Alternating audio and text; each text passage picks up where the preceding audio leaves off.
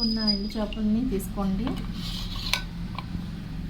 నేనైతే దీన్ని నీట్గా ఒక 3-4 నీళ్ళల్లో మంచిగా నీట్గా కడిగేసాను అనమాట. నేనైతే ఇక్కడ ఫ్రై చేస్తాను.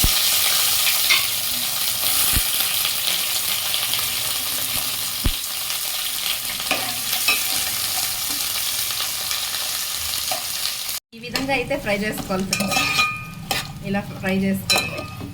ఇప్పుడు ఈ పీసెస్ అయితే ఫ్రై అయిపోయాయి. దీన్ని సపరేట్ వేరే ప్లేట్లో ఉన్న తీసేసుకుందాము. ఎక్కువ ఏదైతే యూస్ చేస్తామో అదంతా స్మెల్ అయిపోయింది.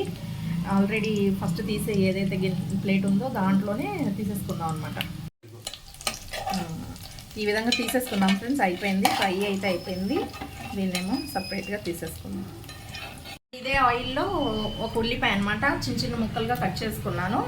కట్ చేసిన ఉల్లిపాయలని దీంట్లో యాడ్ చేసేసి ఫ్రై చేద్దాం. రెడ్డిష్ కలర్ వచ్చే వరకు దీన్ని మాత్రం ఫ్రై చేద్దాం. ఓకే, ఆనియన్స్ అయితే ఫ్రై అయిపోయాయి. దీంట్లో 1 స్పూన్ జింజర్ గార్లిక్ పేస్ట్ వేద్దాం. ఓకే, ఇప్పుడు ఈ ఫ్రై అయిన ఆనియన్స్లో ఈ క్యాప్సికమ్ మంచిగా చిన్న చిన్న ముక్కలుగా కట్ చేసి మంచిగా కడిగేసాను అనమాట. కడిగేసిన దాన్ని యాడ్ చేసేద్దాం. క్యాప్సికమ్కి విటమిన్ చాలా ఎక్కువ ఉంటుంది, తింటే చాలా హెల్తీ. కానీ ఈ కర్రీ మా పిల్లలు మాత్రం తినరు. ఇందులో పసుపు,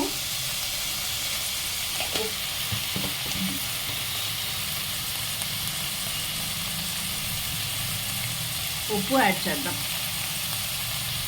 క్యాప్సికమ్ కుక్ అవడానికి చాలా టైం ఏం పడుతుంది. సో ఈజీగా తొందరగానే కుక్ అయిపోతుంది. దీన్ని కొంచెంసేపు కుక్ అవడానికి పెట్టేద్దాం. 5 మినిట్స్ కోసం అయితే మూత అయితే పెట్టేద్దాం.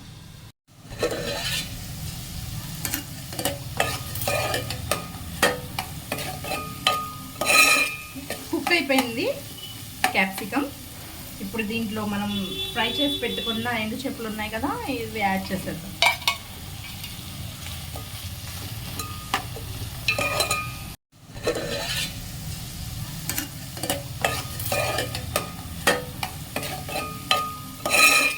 కుక్ అయిపోయింది క్యాప్సికమ్.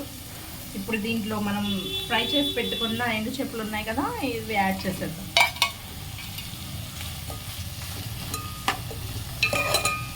ఇప్పుడు ఈ కర్రీలో మనం చిల్లీ పౌడర్ అయితే యాడ్ చేసుకున్నాం. ఇది గుంటూరు కారం, గుంటూరు నుండి తెచ్చుకున్నది. నేనైతే 2 స్పూన్స్ యాడ్ చేస్తున్నాను. ఎవరి టేస్ట్ ప్రకారం అయితే యాడ్ చేసుకోవచ్చు. కారం ఎక్కువ తినే వాళ్ళు అయితే. దీన్ని మంచిగా కలుపుకొని ఇప్పుడు ఒక చిన్న గ్లాస్తో వాటర్ వేసేద్దాం. ఈ గ్లాస్ వాటర్ అయితే వేస్తున్నాను. ఇప్పుడు బాగా కలపండి.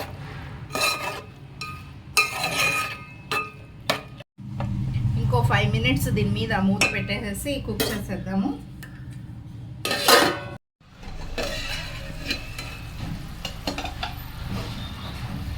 ఇప్పుడు ఇందులో కొత్తిమీర వేద్దాం.